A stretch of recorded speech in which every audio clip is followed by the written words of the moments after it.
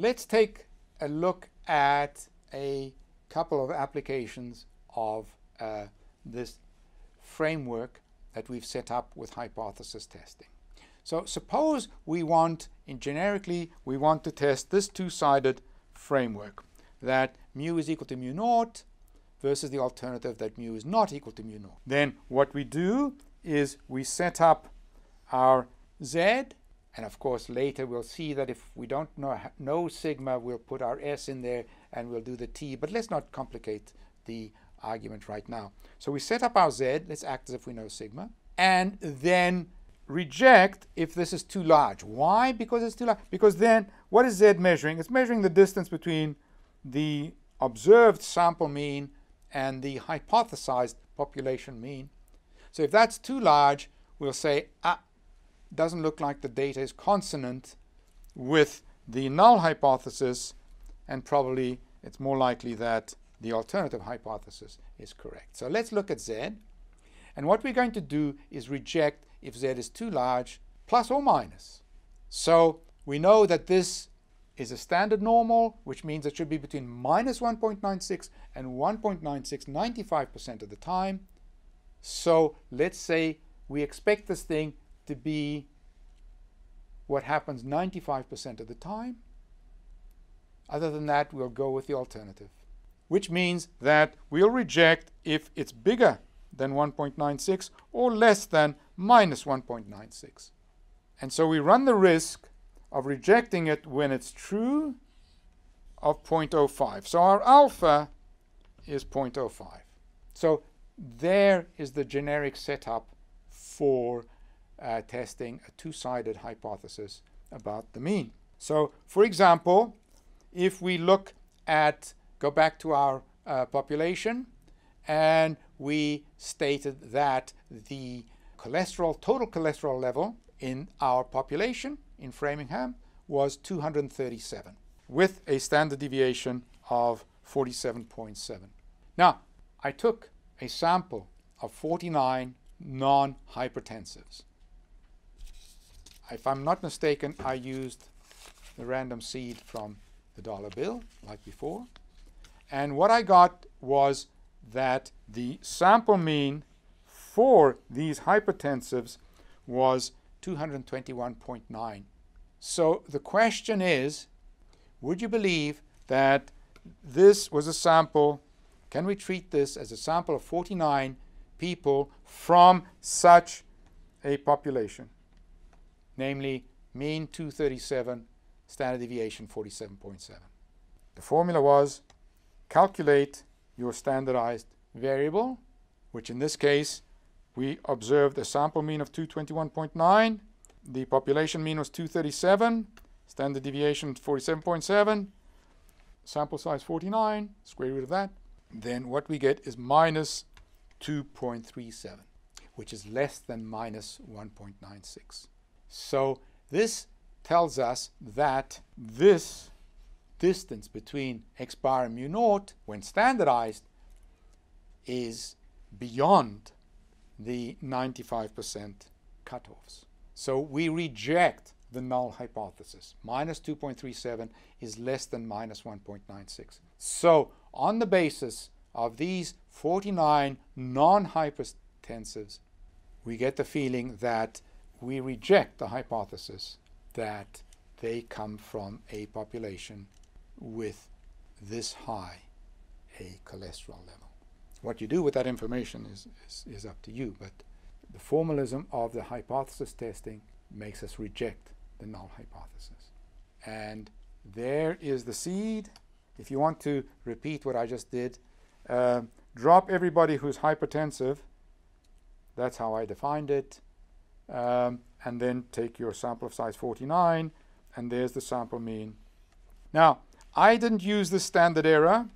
You could have, had you used that standard error and used the t instead of the z, then this is what you would have gotten as your confidence interval, and that too rejects the 237. The 237 doesn't go in there either. So whether you did the t or the z, stated as the t. That's how they get this confidence interval. They use the t, but it doesn't matter. So anyway, There are the calculations that I used on the previous slide. So you can repeat them for yourself, but just remember to set the seed. And remember, you don't set the seed every time. By setting the seed, it makes it reproducible so you guys can check out what I did. But if I wanted something truly random, I wouldn't set the seed every time I called the sample. Every time I called the sample command in Stata. In fact, don't do that. Now, some people prefer, rather than say, oh, look, my value is beyond 1.96 or less than minus 1.96, some people prefer quoting what is called the p-value. Now, what the p-value is, the p-value answers the question, what is the probability of getting as large or larger a discrepancy? So remember, we're always looking at this discrepancy between the mean and the sample mean, the population mean and the sample mean. So what's the probability of getting as large or larger a discrepancy? In this case, after we standardize things, dividing by the standard error, we got our value was 2.37. So the question is, what is the probability of getting a deviation as large or larger than 2.37 after we standardize? So because this is a two-sided, that means we want to know probability that our standard Z is bigger than 2.37 or less than minus 2.37. Now remember, the standard normal has got mean 0, standard deviation 1, is symmetric about the origin. So the probability that it's greater than this or less than minus that is the same as 2 times the probability that it's bigger than 2.37. The probability that it's bigger than 2.37 is 0.02222, and I know that from this call to Stata. So 2 times that is 0.044. So the p-value in this case is 0.044, 0.044. And some people quote these p-values and they say, okay, the p-value is 0.044, which is less than 0.05, by the way. So it's less than 0.05, which means I would reject the null hypothesis, because anything that is this rare, I reject. So we have to have a definition of what we mean by rare, otherwise we never reject the null hypothesis. So just like the judge will tell you beyond a reasonable doubt, doesn't tell you what a reasonable doubt means, but there's some understanding that reasonable doubt maybe means 0.95 or something like that. And actually in a civil suit, reasonable becomes preponderance. So then it becomes 0.5. So it has to be bigger than 0.5. So, but anyway, we need some cutoff. And if you're going to go through life looking at 95% or 0.05, then that's your cutoff.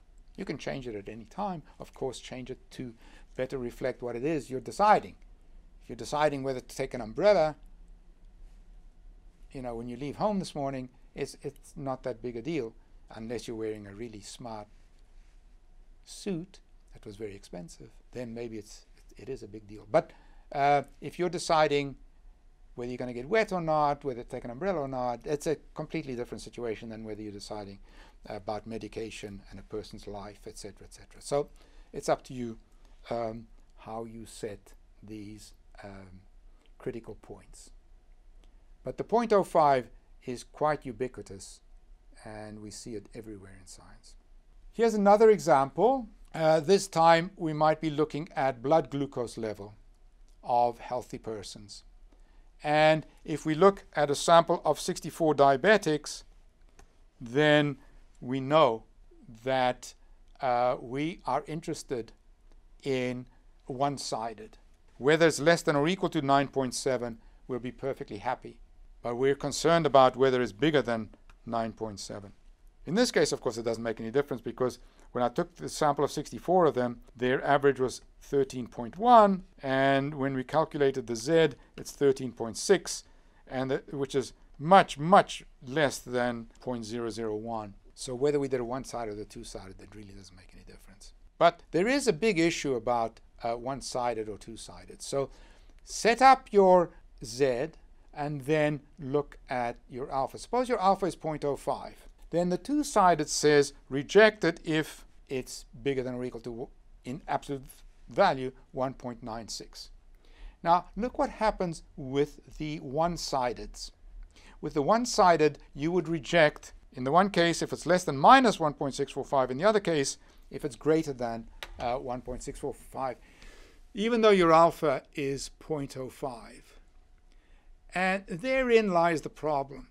Editors of journals like to publish positive results.